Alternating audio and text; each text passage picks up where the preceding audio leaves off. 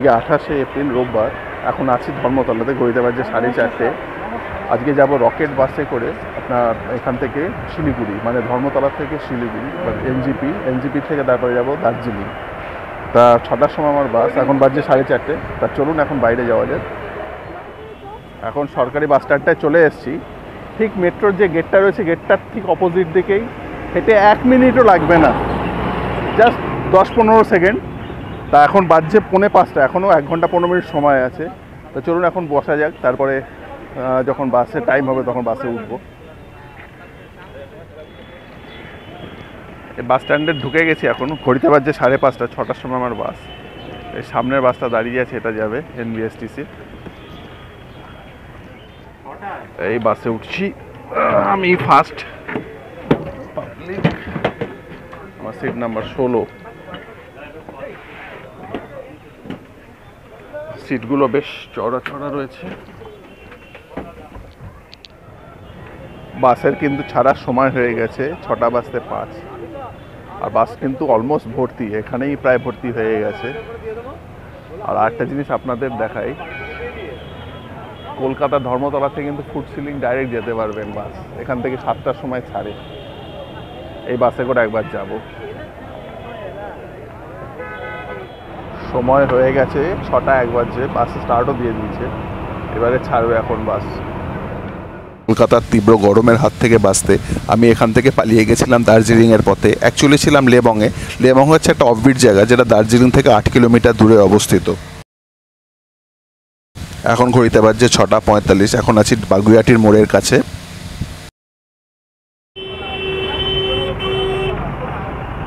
এখন এয়ারপোর্টে ঢুকলো, ঘড়িতে সময় হচ্ছে 7:05।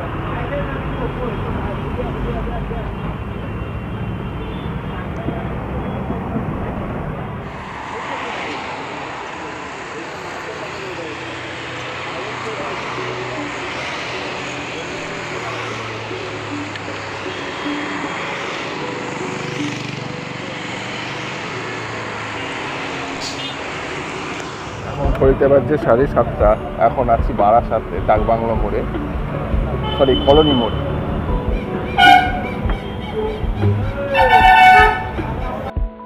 সন্ধ্যে 7:30, এখন আছি বারাসাত কলোনি মোড়ে। সময় সন্ধ্যে 9:30, মানে রাত্রিও বলতে পারেন। এখন এসছে কৃষ্ণনগরে। আমরা আছি তারা মা হোটেল অ্যান্ড বারের সামনে। এখানটা আমাদের ডিনারের জন্য একটু দাঁড় করিয়েছে, বাসটা এখানটা দাঁড় করিয়েছে। তা অনেকেই ডিনার করতে নেমেছে, আমি রাত্রে ডিনার করব না। তা আমি বাইরে বসে প্রাকৃতিক পরিবেশ এবং হাওয়াটা উপভোগ করছি। এই দিকটা কিন্তু একটু কলকাতা থেকে তুলনামূলক ঠান্ডা। এখানে কিন্তু কলকাতার মতন অতটা গরম বা অতটা কষ্ট নেই।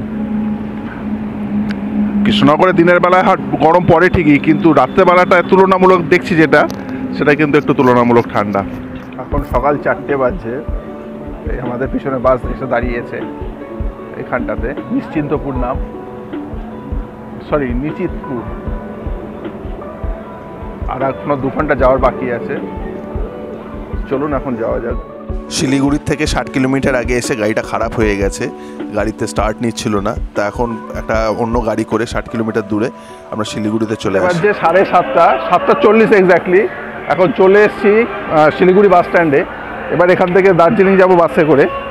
8টার সময় আমার বাসটা ছাড়বে 9 নম্বর সিট। যাক, বাসটা ওখানে খারাপ হয়েছিল ইসলামপুরে, তারপর অন্য একটা বাস ধরে এখন আসি। এখন এই বাসে উঠবো দার্জিলিং যাওয়ার। চলুন বাসে যাওয়া যাক। বাসে বসে গেছি, এখন 8:10 বাজছে, যদিও 8টায় টাইম, কিন্তু এখনো ছাড়েনি বাসটা। আর ছাড়বে আর 5-10 মিনিটের মধ্যে। বাস পুরো ভর্তি হয়ে গেছে।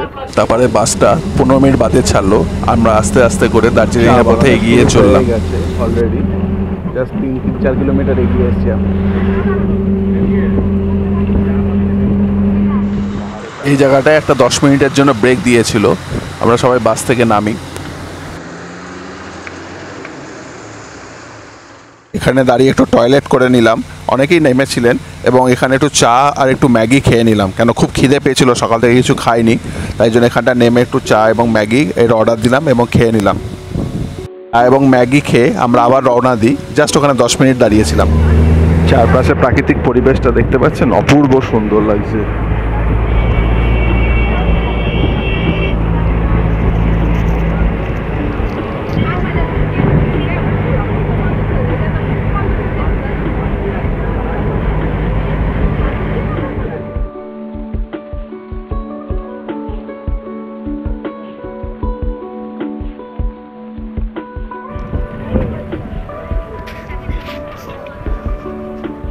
ওই দূরে কার্শিয়াং শহরটা দেখতে পাচ্ছেন।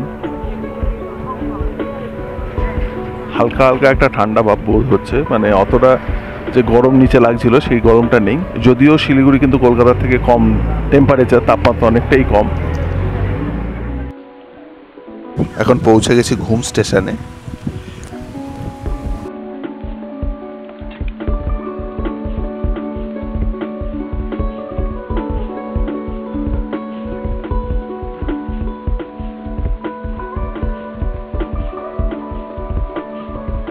এখন এসেছে বাতাসির লুপে, একদম চলেই এসছে। আর এখান থেকে 3-4 কিলোমিটার দূরে দার্জিলিং।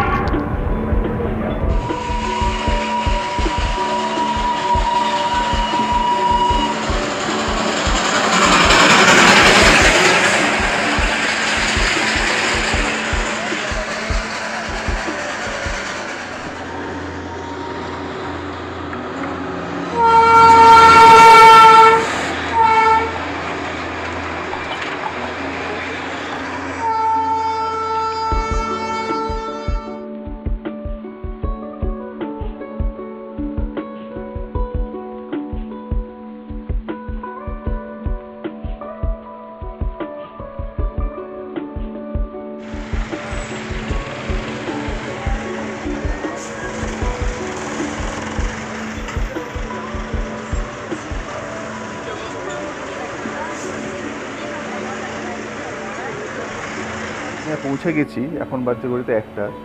এখন এখানে একটা লাঞ্চ করলাম রেস্টুরেন্টে, চিকেন খেলাম, চিকেন দিয়ে চাউমিন, মানে চিলি চিকেন আর চাউমিন খেলাম। এবার যাবো এটিএম থেকে টাকা তুলবো, দিয়ে এখান থেকে যাবো লেবংয়ে। লেবংয়ে এখান থেকে প্রায় 30 মিনিট মতো লাগবে বলছে, ওখানেই আমার হোটেল বুক করা আছে। তা চলুন এখন যাই, প্রথমে টাকা তুলবো, তারপরে যাব হচ্ছে লেবংয়ের উদ্দেশ্যে। বসে গেছি শেয়ার গাড়িতে, এখান থেকে যাব লেবং। দার্জিলিংয়ে থাকবো না এবারে একটু অফবিট জায়গায় চয়েস করেছি, তাই এখান থেকে যেতে লাগবে 25 মিনিট মতন। শেয়ার টাটা সুমোতে বসে গেছি, ভাড়াটা এখনও জানি না, গিয়ে পৌঁছলেই বলতে পারবো কত ভাড়া নিচ্ছে। ওখানে আমি থাকবো লেবংয়ে, কারণ একটা অফবিট লোকেশন চুজ করেছিলাম বলে আজকে লেবং যাওয়া। দার্জিলিংয়ে থাকবো না এই কারণে। চলুন যাওয়া যাক। এখন যাচ্ছে রাস্তা দিয়ে, 20 মিনিট লাগবে বললো, আর ভাড়া হচ্ছে 30 টাকা।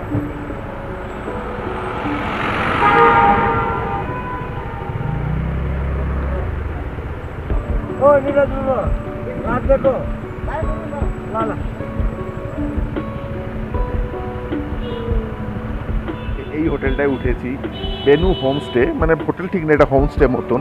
তা আপনারা যদি মনে করেন আপনারা সেখানে থাকতে পারেন। এসে এতটাই টায়ার্ড ছিলাম যে আর ভিডিও করতে পারিনি, এসে শুয়ে একটু ঘুমিয়ে পড়েছিলাম।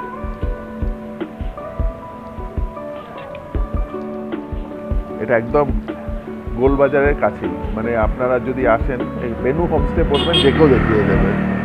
আর এই হচ্ছে ট্যাক্সি স্ট্যান্ড সামনেই, এখান থেকে ট্যাক্সি নিতে পারবেন আপনারা। দিনকে ভীষণ টায়ার্ড ছিলাম, কারণ হোল নাইট বাস জার্নি করে তারপরে লেবং এসে পৌঁছে টায়ার্ড হয়ে যায় এবং শুয়ে পড়ি, তাই কালকে আর ভিডিও করা হয়নি। আজকে সকালবেলায় বেরিয়ে গেছি, এখন যাব দার্জিলিংয়ে, দার্জিলিং ম্যাল এবং আশপাশটা ঘুরে দেখবো বলে। শেয়ার টাটা সুমোগুলোতে 30 টাকা করে নেয়, 8 কিলোমিটার ডিস্টেন্স লেবং থেকে দার্জিলিংয়ের পথে। তো ওখানে গিয়ে একটুখানি কিছু খেয়ে নেবো, কারণ সকালে খিদে পেয়েছে। চিকেন থুপ্পার অর্ডার দিয়েছি, খাচ্ছি, বেশ গরম গরম পরিবেশন করেছি। In hotel, the heritage hotel spa, since 1887, প্রায় 150 বছর, 150 বছরের পুরনো। একটু হাঁপিয়ে গেছি উঠতে।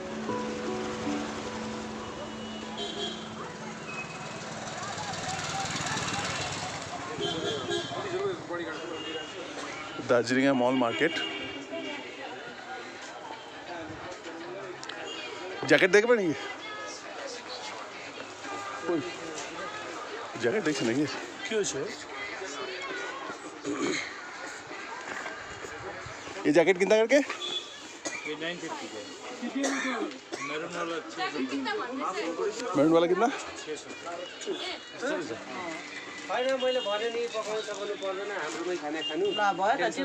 চলে এসেছি দার্জিলিং মেলায়, প্রচুর সংখ্যক লোক এসেছে, দেখতে পাচ্ছেন চারপাশে বিভিন্ন গিফট আইটেমসের দোকান রয়েছে, এটিএম রয়েছে, হোটেল রয়েছে।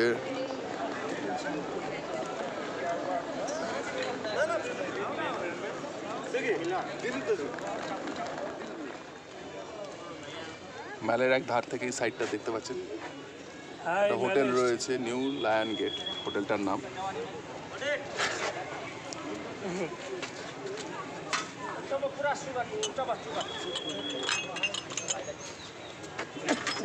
চারপাশের মেলের ভিউটা দেখুন, সামনে স্ট্যাচু রয়েছে। আমি মাকে বলে ঠিক মনে করে নিয়ে আসবো।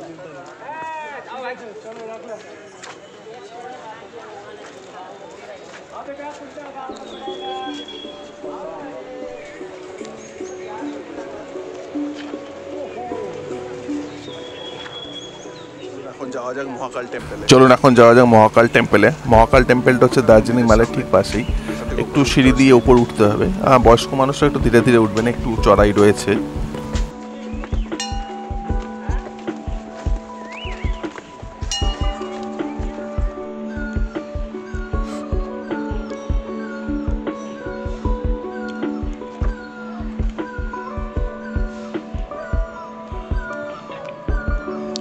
চলে এসেছি মহাকাল মন্দিরের সামনে।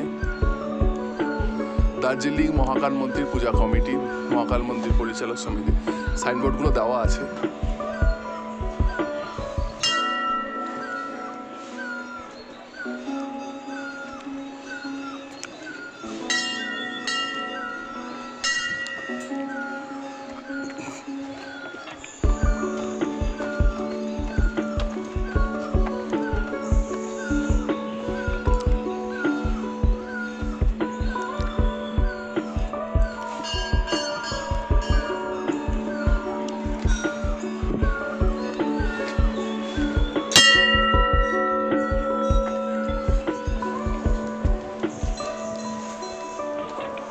উপর দিকটা একটু হেঁটে উঠলেই মহাকাল টেম্পলটা, এখানে প্রসাদ বিক্রি হচ্ছে। মহাকাল বাবা গুফাও রয়েছে নিচে গেলে এদিকে। চলুন ওপরে যাওয়া যাক। এখানে জুতো খুলে আস্তে আস্তে ওপরের দিকে এগিয়ে চললাম।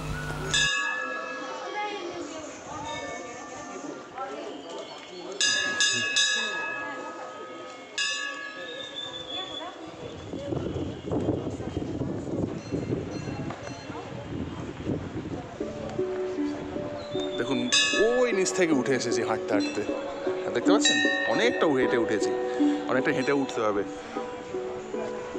বয়স্কদের জন্য নন রেকমেন্ডেড, না ওঠাই ভালো, অ্যাবাভ 65 বা 70। তবে যদি মনের জোর থাকে তাহলে উঠতে পারেন।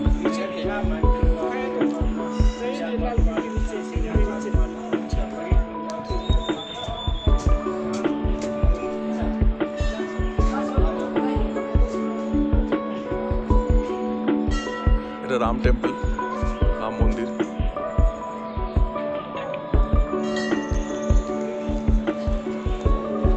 রাম মন্দির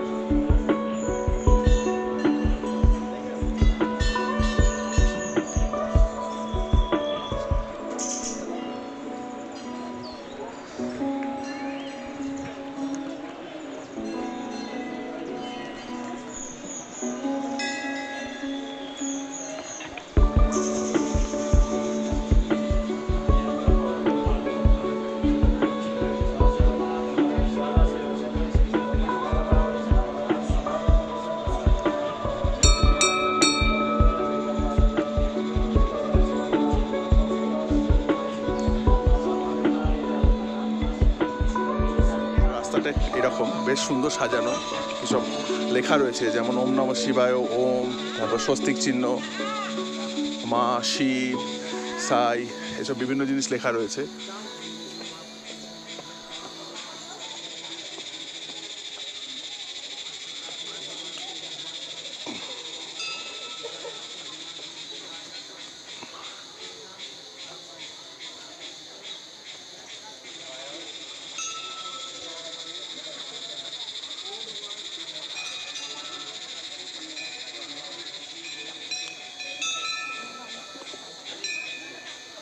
খুব সুন্দর পরিবেশটা কিন্তু এখানকার।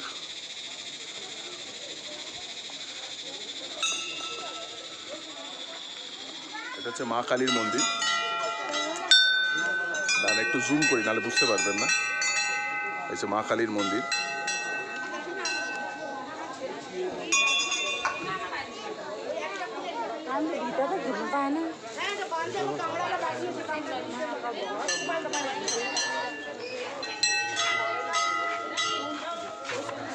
এটা যতদূর মনে হচ্ছে লক্ষ্মী মন্দির, লক্ষ্মী মন্দির না, লক্ষ্মী মন্দির।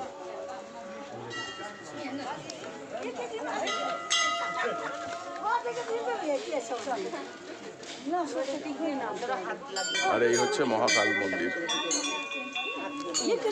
শিবের আর একটা রূপ।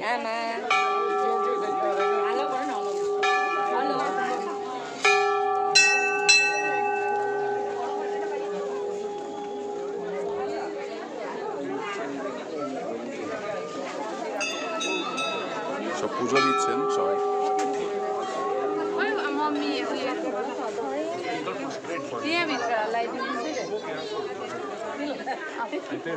Side, please.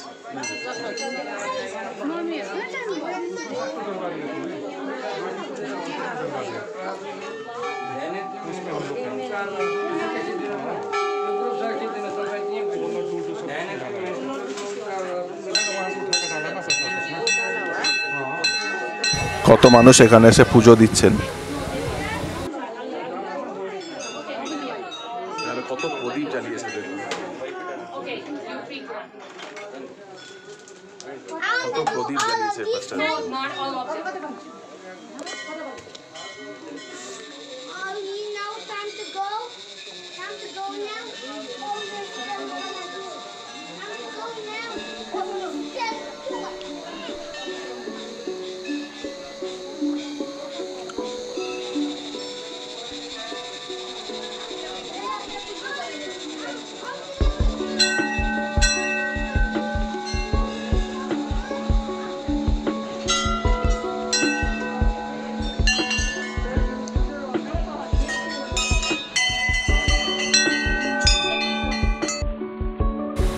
এখানে সবাই সুতো বেঁধে মানত করে, তাদের মনো ইচ্ছা পূরণ করার জন্য এখানে এসে সুতো বাঁধে।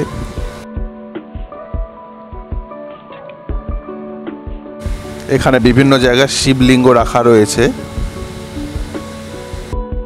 ঘৃষ্মেশ্বর শিব মন্দির ঔরঙ্গাবাদের।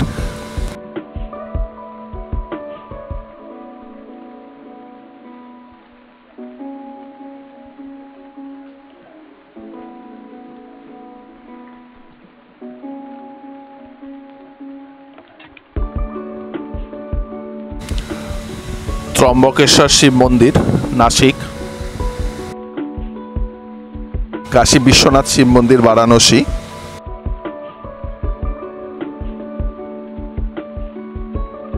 শ্রী নাগেশ্বর শিব মন্দির, এটা হচ্ছে আপনার দ্বারকার থেকে আরও 20-25 কিলোমিটার যেতে হবে, যেটা আমি গেছিলাম এবং এর ভিডিও আমার ইউটিউব চ্যানেলেও রয়েছে।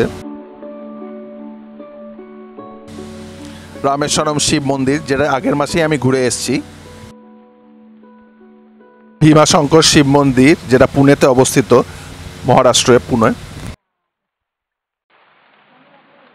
বৈদ্যনাথ ধাম শিব মন্দির, যেটা ঝাড়খণ্ডে অবস্থিত। ওমকারেশ্বর শিব মন্দির, যেটা মধ্যপ্রদেশে অবস্থিত। মল্লিকার্জুন শিব মন্দির, যেটা অন্ধ্রপ্রদেশে অবস্থিত।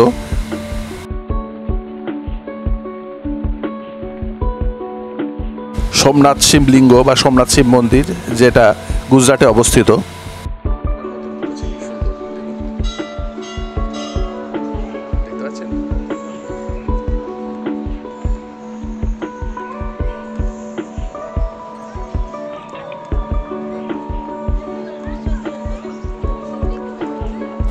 মহাকাল মন্দির দেখা হয়ে গেছে, এবারে মেলের দিকে যাওয়া যাক।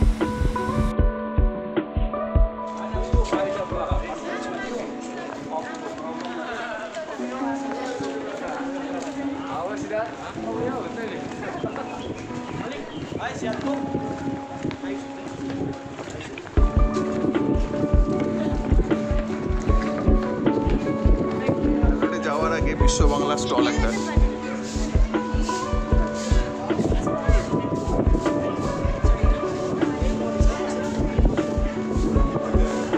এদিকটা দেখছেন, এই দিকটায় যাওয়ার পথে ঠিক বাঁ দিকে পড়বে যাওয়ার সময়।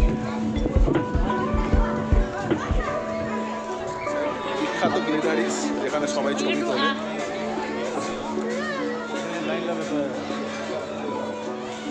এখানে কিছু খাবো।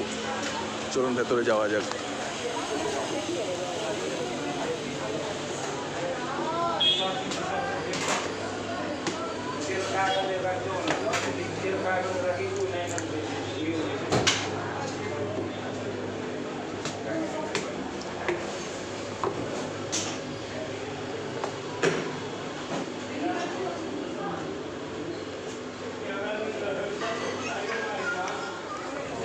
বেশ সুন্দর করে সাজানো।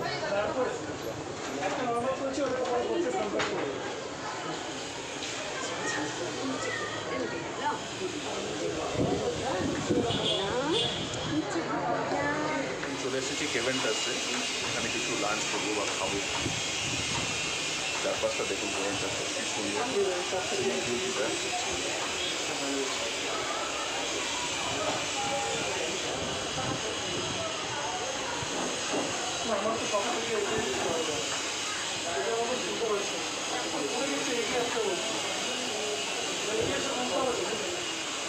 নিয়ে এসেছি ফ্রাইড, আর আমার ভাইরা নিয়েছে, এটা কি নিয়েছো? এটা হচ্ছে chicken sausage. Chicken sausage with egg fry. Egg fry. Same pork sausage with egg fry.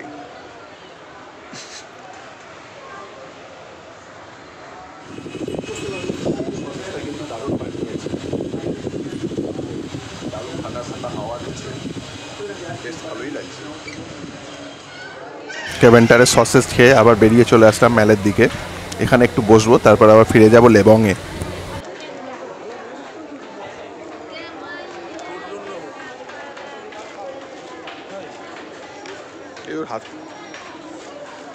এখন ঘড়িতে বাজছে 2:40, ম্যালে ঘুরে বেড়াচ্ছি।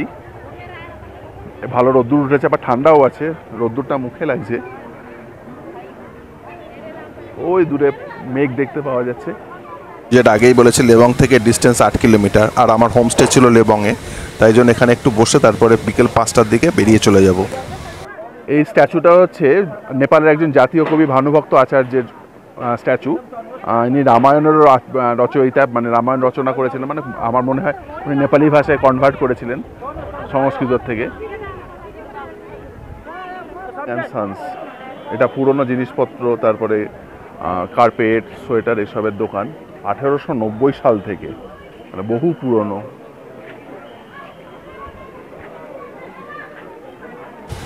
ভিডিওটা আজকে এখানেই শেষ করব। পরের দিন কোথায় গেছিলাম সেটা দেখতে চোখ রাখুন নেক্সট পর্বে। Till then by.